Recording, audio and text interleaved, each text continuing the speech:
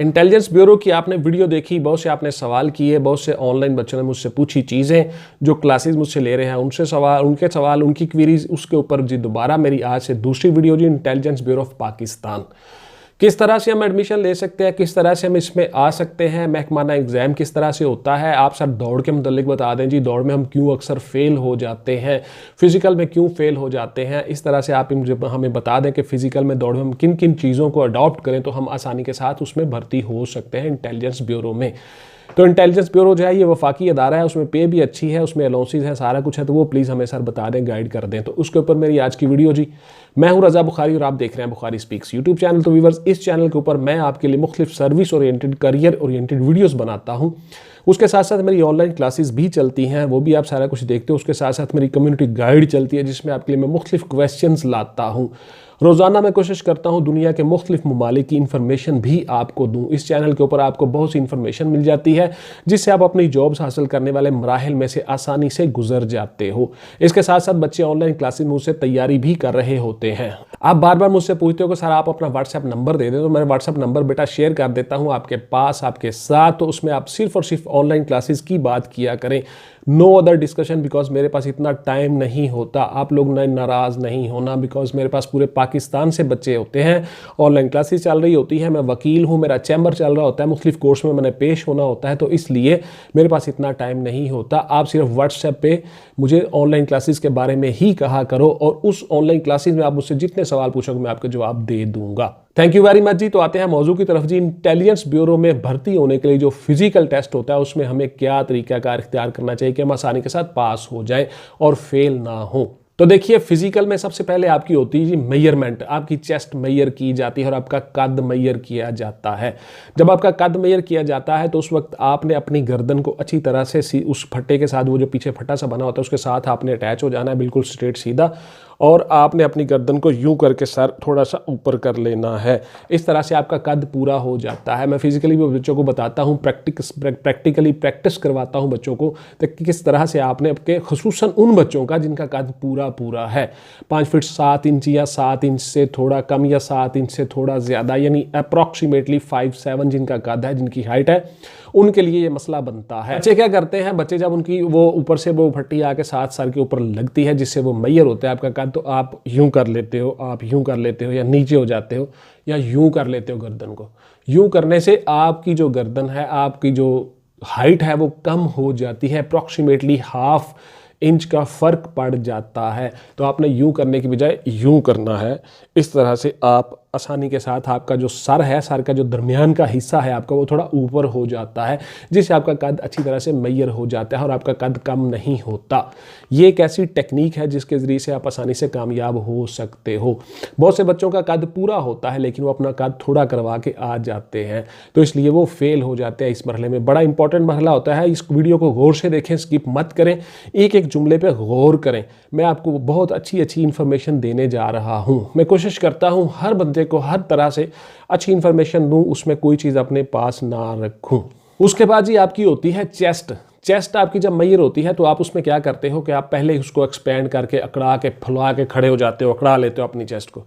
तो बेटा चेस्ट को पहले आपने नॉर्मल मैयर करवाना है, बिल्कुल नॉर्मल रहने दें उसको, उसमें सांस मत भरें। जब वो कहे आपको जी अब आप एक्सपेंड करें, देखिए 33 और 34.5 इंच का मतलब यही होता है कि 33 इंच आपकी नॉर्मल होनी चाहिए और 34.5 जब आप उसको एक्सपेंड करते हो, फुलाते हो, उसमें सांस आप लेके जाते हो, अपनी बॉडी को इन्हांस कर लेते हो, तो इस तरह से आपकी मेजरमेंट होती है। तो पहले आप नॉर्मल हो, पहले आप सांस मत भरें। जब आपने पहले ही सांस भरा होगा तो उसके बाद जब दोबारा सांस भरने की बारी आएगी तो फिर आपका सांस नहीं भरेगा। तो जब आपकी चेस्ट इन्हांस नहीं होगी, फुलाव नहीं होगा, उसमें एक्सपैंड नहीं होगी, तो आप फेल हो जाओगे। तो इसलिए आप पहले आप नॉर्मल उसको मेजर करवाएं। जब आपको वो कहें कि जी आप सांस भरें, आप जी फुलाएं, जी एक्सपैंड करें, फिर आप उसमें पूरा सांस भर के अपनी चेस्ट को बाहर निकालें।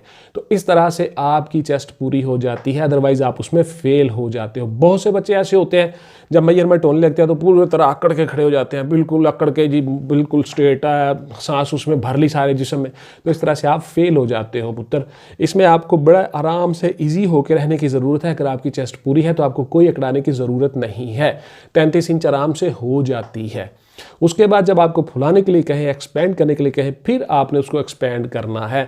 इस तरह से आप उस मरहले में भी पास हो जाते हो। उसके बाद फिर आप सवाल करते हो कि क्या हम सर आईबी में भर्ती होकर घर आ सकते हैं? जी बिल्कुल, आप ड्यूटी करके ड्यूटी के बाद घर आ सकते हो। ऑलमोस्ट ड्यूटी आपकी 8 घंटे की होती है, लेकिन चूंकि ये भी एक इन्वेस्टिगेशन एजेंसी है, 24 आवर आपकी ड्यूटी हो सकती है। किसी भी वक्त आपको ड्यूटी के लिए बुलवाया जा सकता है इन एमरजेंसी किसी भी तरह से, लेकिन अप्रॉक्सीमेटली आपकी ड्यूटी जो है अंदाजन 8 घंटे ही होती है और 8 घंटे के बाद आप घर आ सकते हो। कोई ऐसी पाबंदी नहीं है।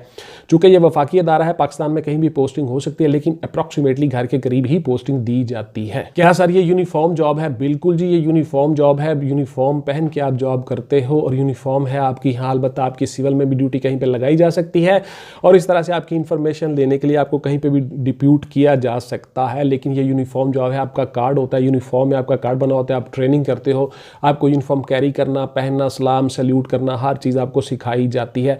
आपको वेपन हैंडलिंग सिखाई जाती है, आपको इन्वेस्टिगेशन के तरीके सिखाए जाते हैं।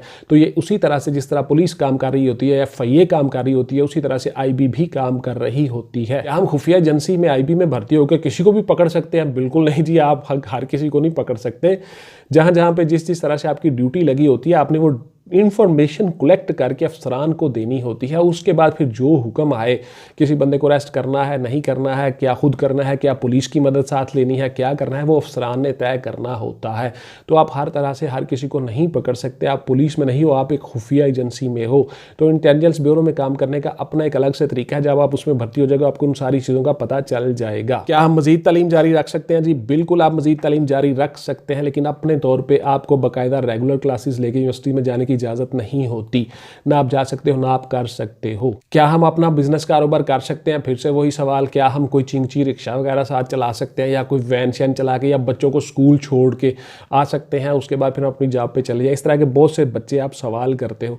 तो बेटा नहीं, बिल्कुल आप ऐसा नहीं कर सकते, ये इलीगल है। आप खुफिया तौर पर आप छुप छुपा के कर लो तो वो एक अलग सी बात है, लेकिन ऑफिशियली गवर्नमेंट की तरफ से आप ऐसा नहीं कर सकते। जब आप सरकारी जॉब में होते हो तो आप कोई और प्राइवेट जॉब नहीं कर सकते। क्या हम CSS कर सकते हैं? जी बिल्कुल, आप CSS कर सकते हैं जी। आपको कोई रिस्ट्रिक्शन नहीं, कोई पाबंदी नहीं है।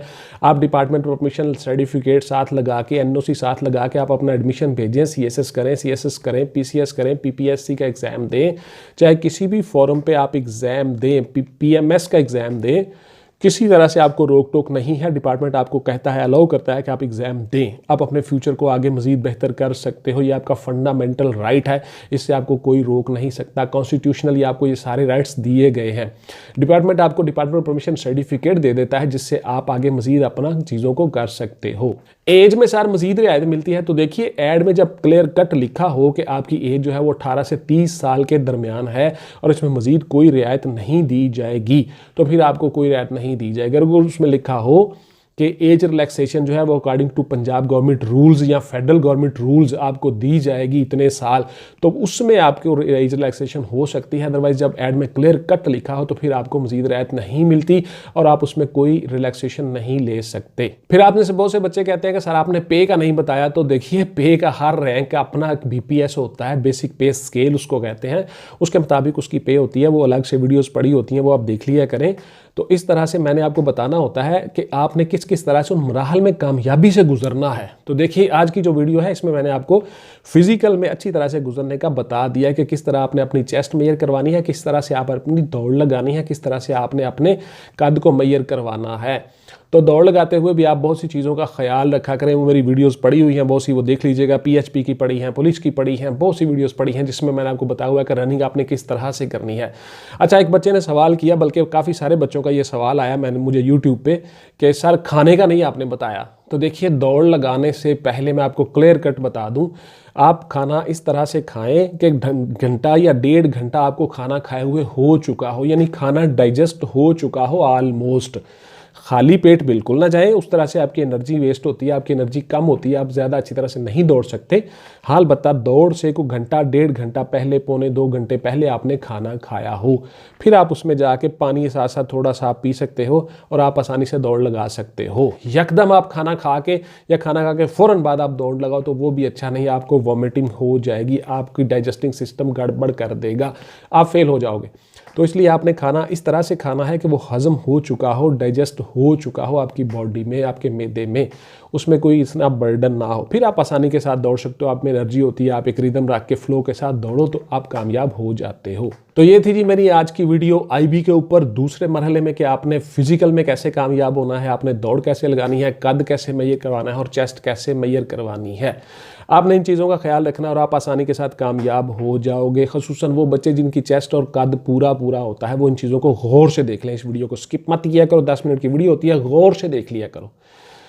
थैंक यू वेरी मच जी। मिलते हैं किसी अगली वीडियो में आपको किसी नए मौजू से रूशनास कराने के लिए और आपकी मदद करने के लिए। इंशाल्लाह अपना ढेर सारा ख्याल रखिएगा। पाकिस्तान जिंदाबाद।